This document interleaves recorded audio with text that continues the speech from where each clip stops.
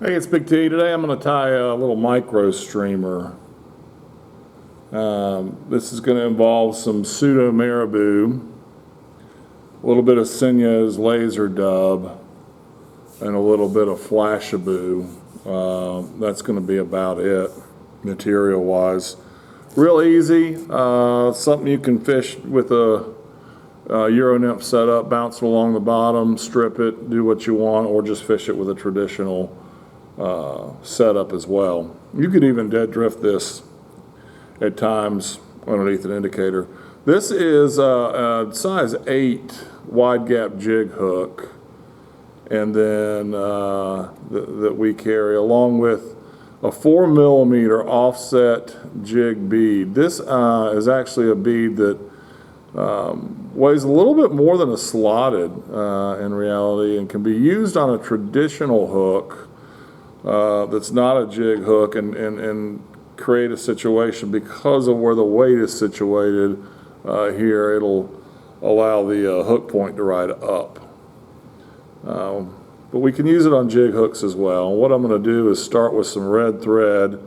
You can go up to a 140 denier on that. This is a Danville, and I'm going to start a thread dam behind that. If you notice that offset jig bead got seated in there nicely, and then just go back and create a little bit of a thread base. We're going to take some flashabou. I don't know that the color is that important. A pearl, something like that, is fine. Opal.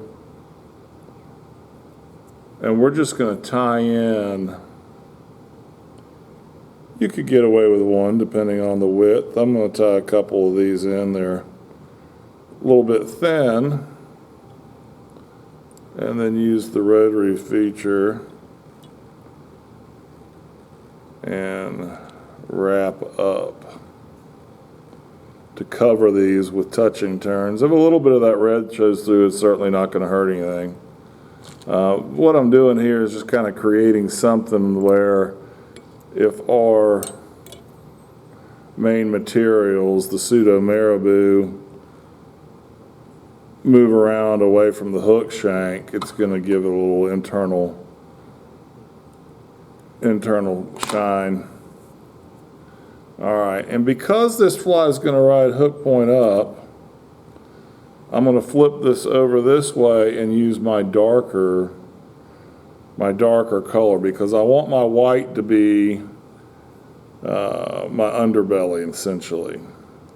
So this is pseudo marabou, and what I've done is I have taken some of this, and we're going to call it a rip stack, where I'm ripping and placing back on top of it. And this is going to create some tapered ends. And we want this piece to be approximately, I want to say 3 times the length of the hook shank. And what I'm going to do on this first piece is I'm going to kind of spread it at a halfway point down the middle, so that I've got fibers, about an equal amount of fibers on each side. So when I come in on top of the hook, we've got an equal amount on each side of that hook point. And then I'm going to do a pinch wrap and just come over top with a few turns. Similarly, I'm going to take this on the top and spread it in half and come around before making some turns here. If you've got any excess as you're pulling, just pull those fibers out. And that's going to leave us the bottom part which ultimately will ride is the top part of our fly. I think I got something trapped in there I don't want.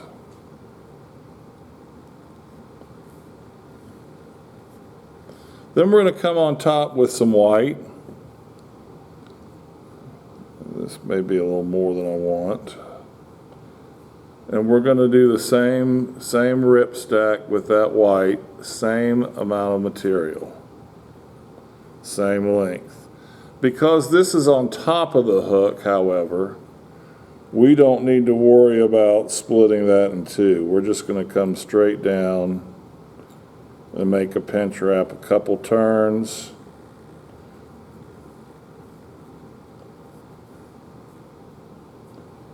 Make sure I get that seated right.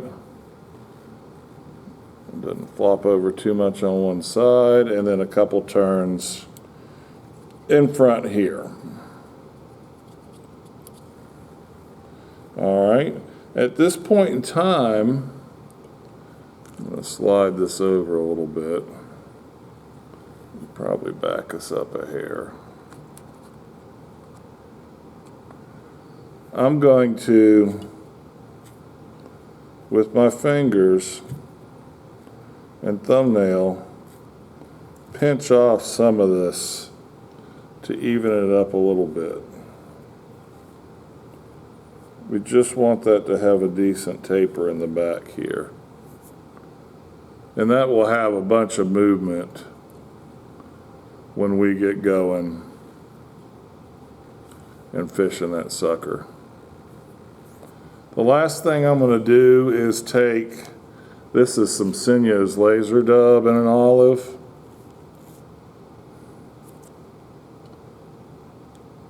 And I'm going to take a light pinch of that. We're going to call that about 2 hook shanks worth. But again, I'm going to take that and pull it apart and rip stack that, so ultimately it ends up being closer to 1 shank in length. All right, when I've got that nice and spread out, I'm simply going to lay it on top and wrap my finger around and come around with a couple thread wraps. And that's going to kind of take that laser dub and get it wrapped around fairly evenly around this hook, bead. And then when I pull everything back,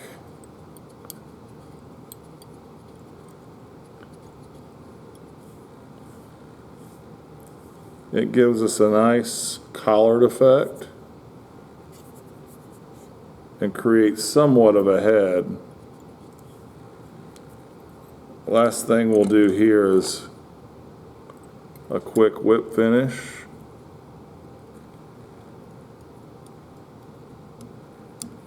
I'm going to do a couple.